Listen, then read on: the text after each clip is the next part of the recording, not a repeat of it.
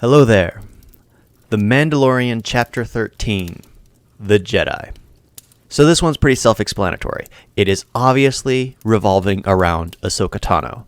She takes primarily main focus through this film. It starts out with her and lets you know that this is going to be an Ahsoka Tano mission. It's basically the Mandalorian being roped into her task, as this has been what has been going on. The Mandalorian arrives on a planet and ends up following someone else, doing what they want.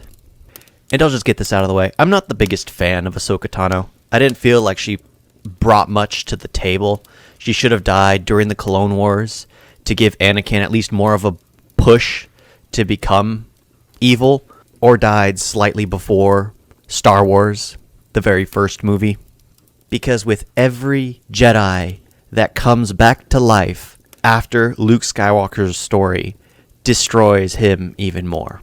Fleshing out more of the story, it was nice to learn more about who the baby is, his origins. Basically, their goal is to take down a ruler. I found it interesting what they were trying to do with Ahsoka Tano, the way she used the environment to her advantage.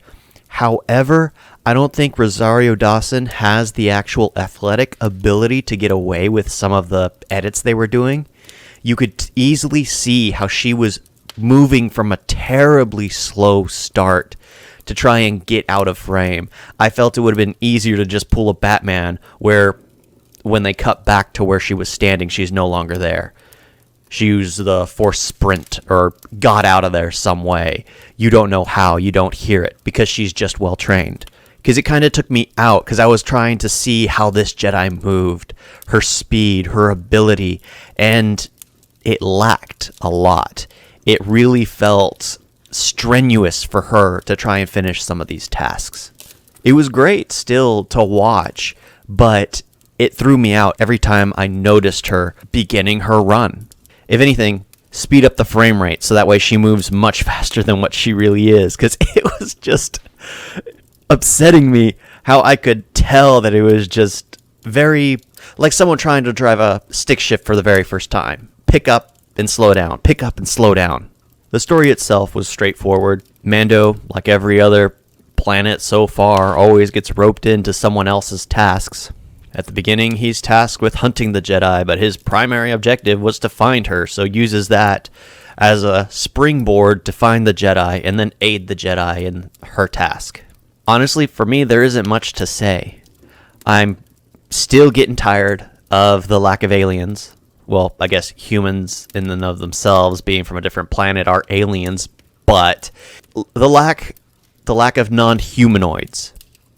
Sure, Rosaria Dawson as Ahsoka Tano, who is the species of a Togrutas, I believe I'm saying it right, is a nice change of pace. However, I would like to see more of them. I will be honest though, I am excited for them to introduce the Siths. I believe it would be considered a spoiler to mention the name, so I'll just mention the race. It is another humanoid, so it isn't much, but the fact that it is an alien race gets me excited, and the fact that who it is fascinating. Unless that was there to introduce Ahsoka Tano's spin-off series, which, let's face it, is what's going to happen.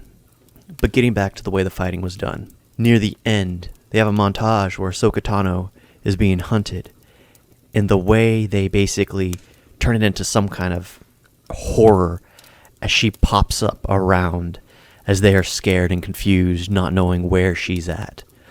I loved the way that was shot. In all, it was really nice to see them try to get back to the roots of Star Wars, hearing Ahsoka Tano describe the Force to Mando. I believe that's all I got to say on this one. For some reason, for an episode that was much more exciting, I didn't seem to find as really intriguing.